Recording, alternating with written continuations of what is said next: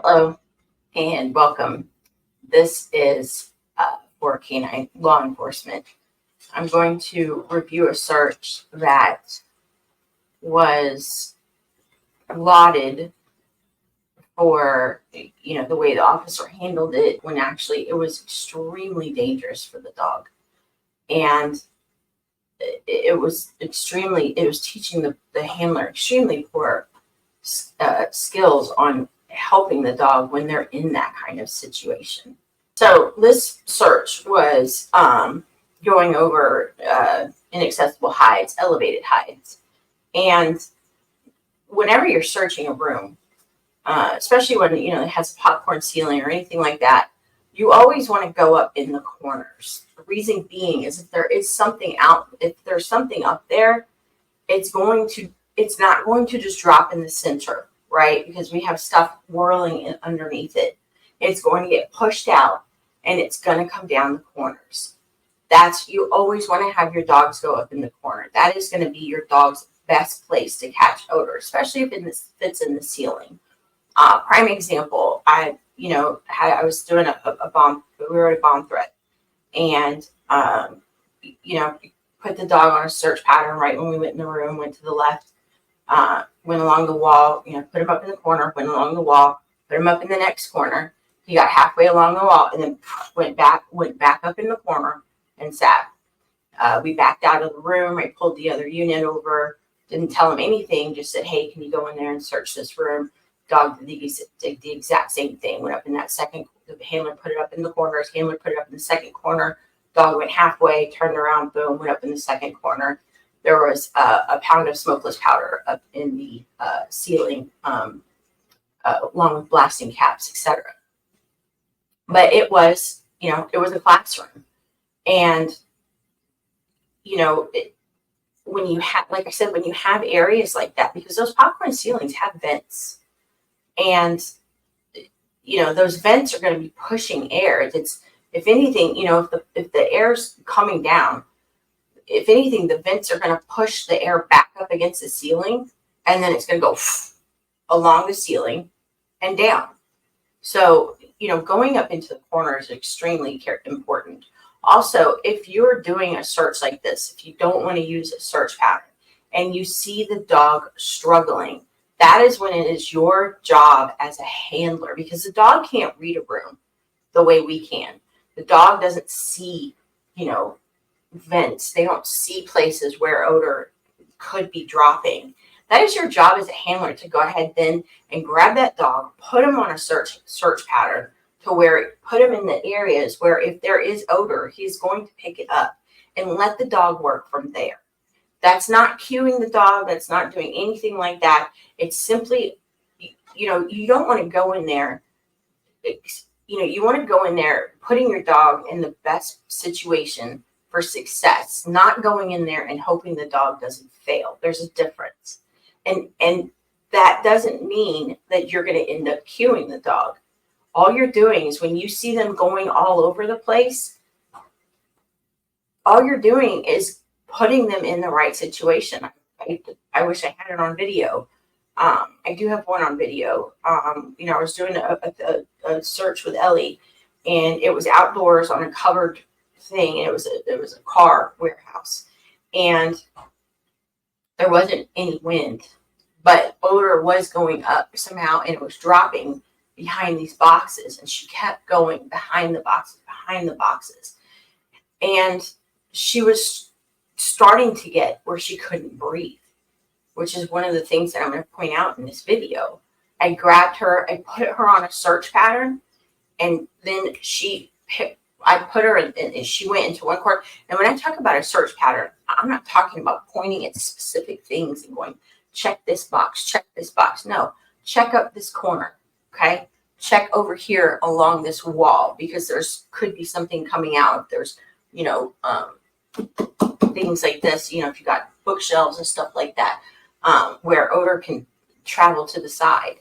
That's what I'm talking about presenting.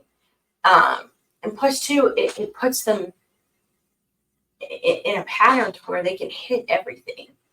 So anyways, I grabbed her, I put her on a search pattern, and she picks it up, and then she's able to work the rest by herself. She gets to source. So I'm also going to point out the dangers where this dog becomes extremely dangerous to being heat exhaustion, and why the dog, had this been longer, the dog would have not been able to continue to search. So this is a video on elevated heights, like I said.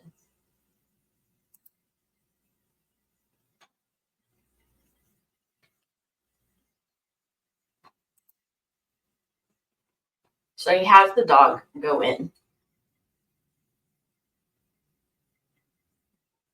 And right here, the dog's already all over the place. But you see the dog going straight over there to that corner, right? Because like I said, odor is going to drop in corners.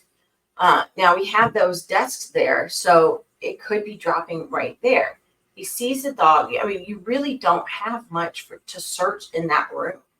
So that would be the perfect time to have the dog just go boom, boom, boom, search in between there and go to the next room. But no, he lets the dog go back and forth and back and forth. The dog is obviously stuck. And as a handler, he should have already intervened, putting that dog, like I said, in the corners. If the dog is going high, put the dog up on the desk. Let the dog get higher up to the ceiling on each desk. Put him in a position where if he needs to go higher, put him up on the desk. Let him search higher. It's, that way he can get to source, because right now he is expending a ton of energy. And this is the worst thing that happens. Right here, where it's coming up. As you can see, the dog is already extremely winded. And the dog keeps going to the corners. And what does he do? So at that point, if the dog leaves the room, right, the dog has now left the room. The dog has given up. And once again, this is a very open room. There's not going to be anything in the middle for that dog to search. So that handler should have had that dog along the walls the entire time, because there's not going to be anything in the middle of the room. And if there is, it's just going to be coming up right there in the middle. And you want to cover all the walls and all the corners first, because you've got all those popcorn ceilings up there. They're not going to be coming down right there in the middle. And here, there's a distracting odor, and the dog properly leaves it alone, realizes that it's not its target over, which, if you see the dog's change in behavior, the dog gives it quite a look. And, you can't really tell if that's what it did. It was the dog made the decision that it was not its target odor, which is proper. But, a rookie handler would have, probably called that. The dog's tongue is extremely out at this point. And now the dog is desperate. The dog is starting to become desperate. This is when false responses happen. Because this is either when false responses happen or the dog gives up. And then you run down that long, see, now the dog is using its eyes. It's going to all the sockets. Because it's like, okay, maybe it's there. See, look at the dog. The dog is running along the corners. If he would have just put him up in the ceilings, the dog would have had it. But now the dog is using its eyes. It's checking all the sockets.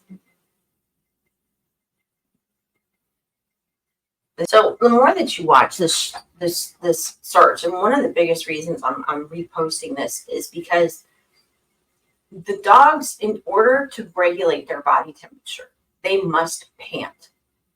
In order to search, they must close their mouth. The dog, if that dog is that tired, if the dog is running around like that, that dog, let's say he had a whole building of rooms to search, that dog would not have been able to continue. Not with any kind of accuracy, because the dog could not get odor in, because its body took over and made it pant. That dog's tongue was completely hanging out to the side. That handler or the person that was moderating should have stepped in, because that dog was very close to having heat exhaustion. And the other thing that they've got to realize is, once that dog's tongue is hanging out like that, that's the lower and lower amount of odor that's going to get in, to where the dog's going to go, you know what, I don't smell it anymore. It's going to get below that prickle threshold. So running your dog around like that over and over and over is not only dangerous, it's counterintuitive. And if the dog leaves the room, then you leave the room. Bringing him back to the room, that's setting yourself up for the Clever Hans effect. You're setting yourself up for the dog responding out of frustration. Because the dog goes, okay, he's bringing me back. I must have missed something. There was a guy on the USPCA. I was doing a video the other day that said, he said, thank you for your comment. You are correct. The relationship is between the dog and the odor. Handler is there to make sure the dog does a complete search. So I'm going to repeat that. You are correct. The relationship is between the dog and the odor. Handlers are there to make sure the dog does a complete search. The handler is not doing its job, which is helping the dog with its relationship between itself and the odor. He says it perfectly. The relationship is between the dog and the odor. The handler's responsibility is to make sure that dog does a complete search. That is not what happened here. And like I said, had that dog kept going, the dog would have most likely overheated, or it just wouldn't have been reliable for being able to search after that. When you've got a parking lot, say you have to do a parking lot, and you got 200 cars to search, you can't have your dog running around like a chicken with its head cut off. You have to stick with a search pattern. Number one, to make sure that the dog doesn't miss anything, but number two, to conserve the dog's energy. People think that having a search pattern, there's something wrong with it. No, there's a reason. It's to conserve the energy of the dog, to put the dog in a position to where they're most likely to hit odor. The dog cannot read the room. You can. You don't need to be reading your dog. You need to be reading the room.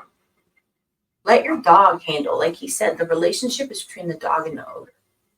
And that's also, too, when he says again, I don't know why he keeps saying this, that, this is where you decide whether you reinforce in the field. You do not reinforce in the field.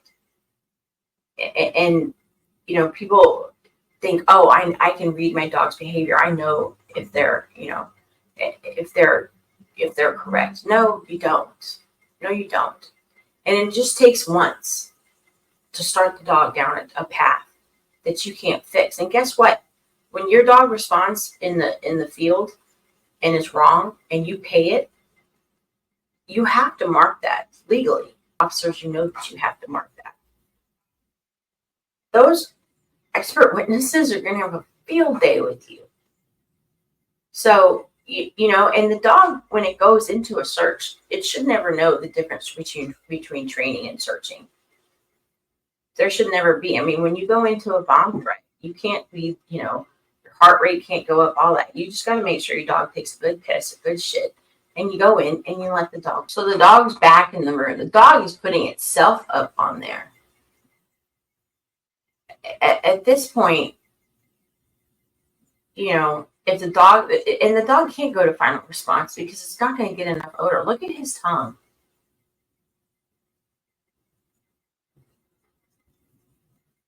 That right there, I would not. Well, see, he's sitting out of frustration. He's not sitting out of finding odor. If he was, he wouldn't be going back over to that other desk.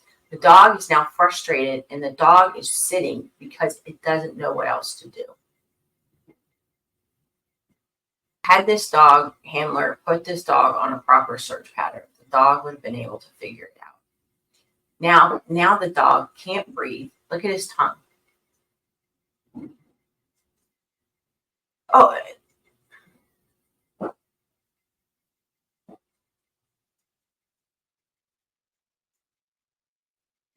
also, and the dogs have thresholds for final response, and it's going, no, I can't get to that threshold of final response. I still don't have it. There's more. He's not able to work the J and D's. And I believe the dog ends up not responding at all, which this would then call a miss. But this would be a miss. So, when you're out there, be very cognizant of how much you have to search. When you're out there, be very cognizant of what kind of situation you're dealing with in that room. Put the dog in a situation to where he is most likely to succeed. Not go in there hoping the dog doesn't fail. Just because you point things out, point areas out, does not mean that you're going to cue the dog. Now, if you point areas out over and over and over, yes. But if you do a dynamic, keep moving type search, then yes, the dog is going to be fine, especially when they're struggling like that. Because the dog can't make the decision of whether or not it needs to respond or not. And you can't make that decision. And if the dog leaves the room, then that's it. Search is over in that room. Like the guy from the USPCA said, the relationship is between the dog and the odor. Handler is just there to make sure that he does a full search, which is not what happened. This dog was actually very close to having heat exhaustion. The search was dangerous, and it taught the officer a lot of bad habits that can not only be detrimental to the dog's health, but could have been detrimental to the case, because that dog never went to final response. That would have been considered a miss. That dog could have been suppressed so easily for so many reasons in that video. My main concern with this video was the dog's safety. That dog could not have searched any further after that. And in fact, that dog was very close in that video to being overheated. There's nothing wrong with a search pattern when your dog is struggling, especially if you have a large area to search.